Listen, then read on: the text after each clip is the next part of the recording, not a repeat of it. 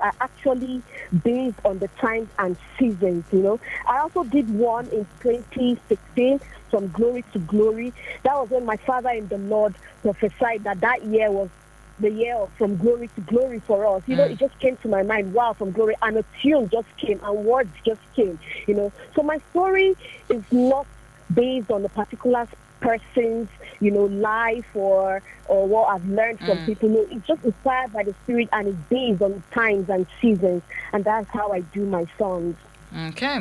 All right. Thank you so much, Ama, for the set of questions you've answered so far. But then, what has life actually taught you over the years since you started doing gospel while in school? What has life taught you? Because I know a lot of people are listening right now, and they are like, "Oh, see, you're speaking with good confidence. Like you're speaking as if you have where God lives. So let's just hook up with you, and you get to take us to where God is. You're speaking with so much confidence."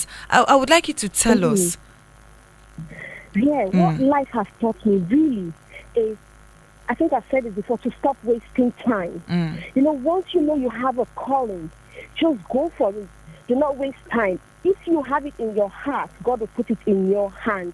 If you're waiting to get the right resources, the right support from people, the right money, you may never ever do what you want to do. So for me, life has taught me to stop wasting time. Whatever you want to do, now is the time to do it. And I mean now. I realized my calling to singing long before now, but I held back for many reasons, including fear of the unknown, like I've said before, and other challenges I've mentioned, like will people like my music, will people like my style, do I have the right resources, blah, blah, blah. But no, never hold back. Never hold back. And work with the right people.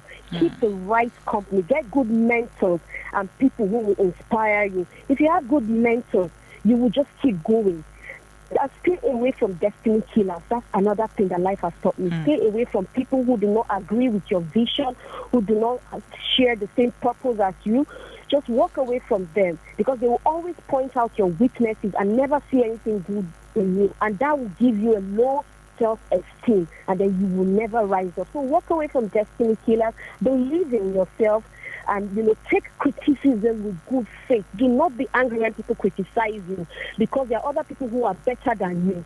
So always look up to people, who have gone ahead of you and done things right. When people criticize you, look for examples of people who you can learn from. So those are mentors. Look for people who you can learn from them, and, and just keep going. So to me, that's what life has taught me. I would say again, and I quote, do not waste time. The right time to do anything is now.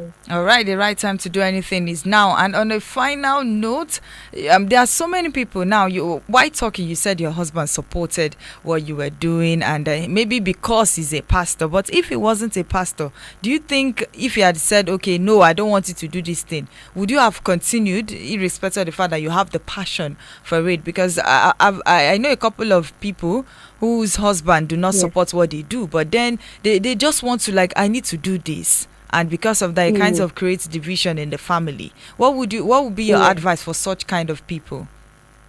Okay, first let me just clarify that when I started doing music, my husband wasn't a pastor, and he was still supporting me. He was supporting me. Okay. My husband got ordained. Yes, my husband got ordained as a pastor about 6 years ago.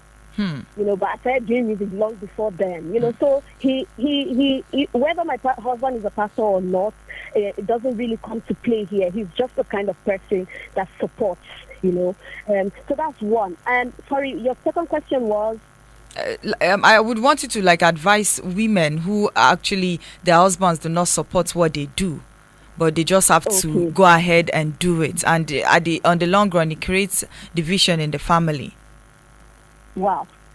Well, okay, I will try to say something. I am not a marriage counselor. Okay, but using your story, irrespective of the fact that your husband supported what you do, what if the reverse was the case? Would you have continued? If my husband did not support me, whether I would have continued? Yes. To be honest, I will not be able to answer that question because I got it very easy. Okay. But what I would say is, for anybody whose husband might not be supportive of what they want to do, I will not advise you to go against the will of your husband. First, I'll advise you to go straight to God and pray about it and speak to your husband and tell your husband this is your God-given vision. And if your husband really loves you, both of you will sit down together and look at things together. And see if it's for the good of you people and the good of the world. Because really what we're doing, we shouldn't just be tackling our own lives. It should be for generations to come. So if your husband does not support you and you go against his will, I think you're going against the will of God as well.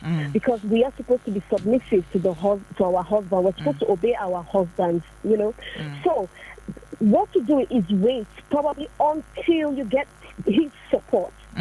Before you go into it, because there's no point going out of his agreement, and then there's the home becomes a place where you cannot live together, very uninhabitable for both of you. I think the right thing to do is wait. Don't stop it. Don't kill your dreams. Keep praying about it. There's nothing prayer cannot do. You pray about it. Pray that God will open the eyes of your husband. And you yourself, you pray and ask if that is actually your calling.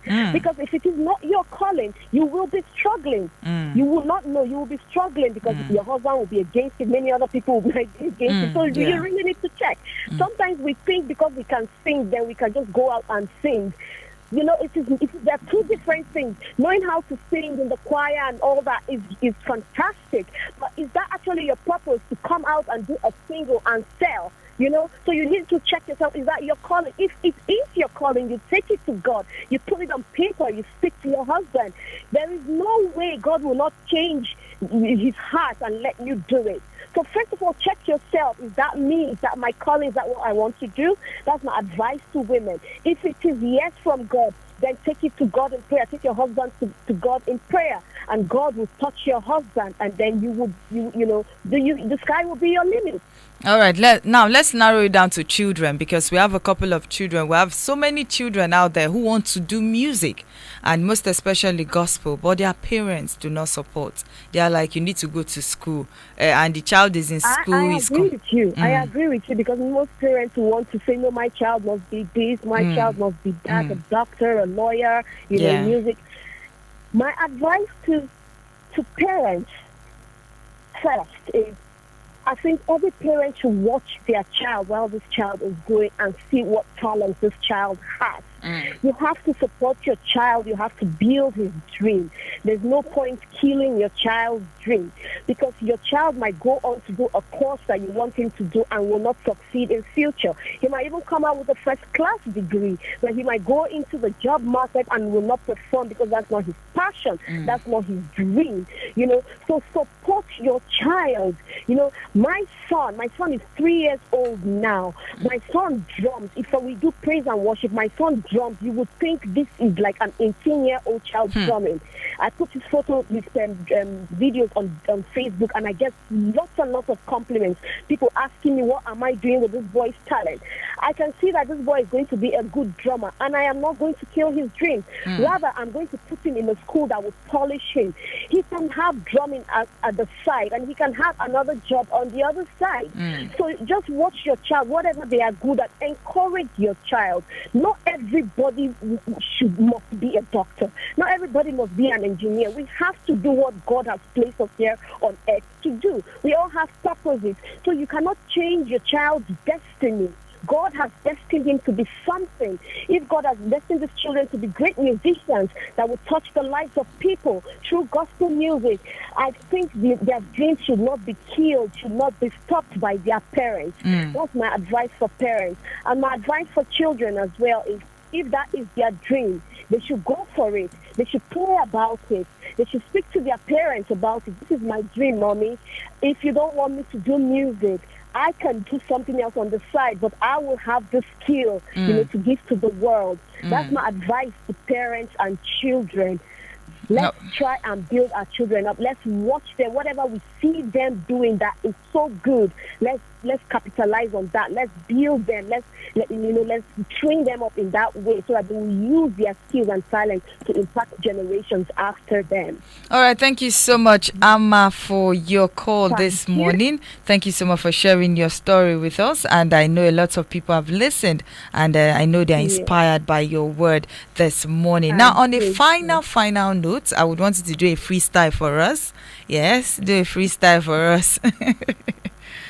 Pardon? I want you to do a freestyle. Just sing for us, basically. A song? Yes, a freestyle. Just something. A freestyle? Yes.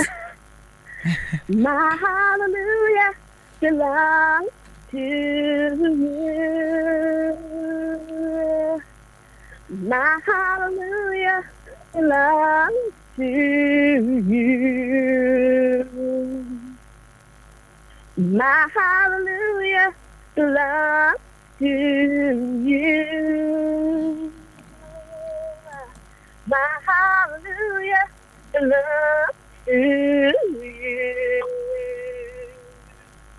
You deserve it. You deserve it. You deserve it. You deserve it. Hallelujah. Hallelujah, somebody. Hallelujah. Thank you. Thank you. Thank you so much, Ama. Thank you so much for calling, and keep listening to Solid FM. You can listen to us at www.solidfm.com. Okay, thank you so much, and have a wonderful. You're welcome. Have a wonderful and blessed day. Extend my greetings to your family. I will. Thank you. I really had a nice time. Thank you for bringing me on the show. No problem. Thanks to everyone that listens as well. You have a blessed Sunday. And you too. Thank you so much. Bye. Cheers. Bye. Bye. All right. Okay, we'll be leaving you with this song by Ama, and she titles this one, You Are the Reason. And when we'll come back, we'll get to talk some more. Don't forget, this is Joyful Noise, and we're in the segment we'll call Gospel Music today. This one is by Ama, titled You Are the Reason. Fill me up with your grace of God.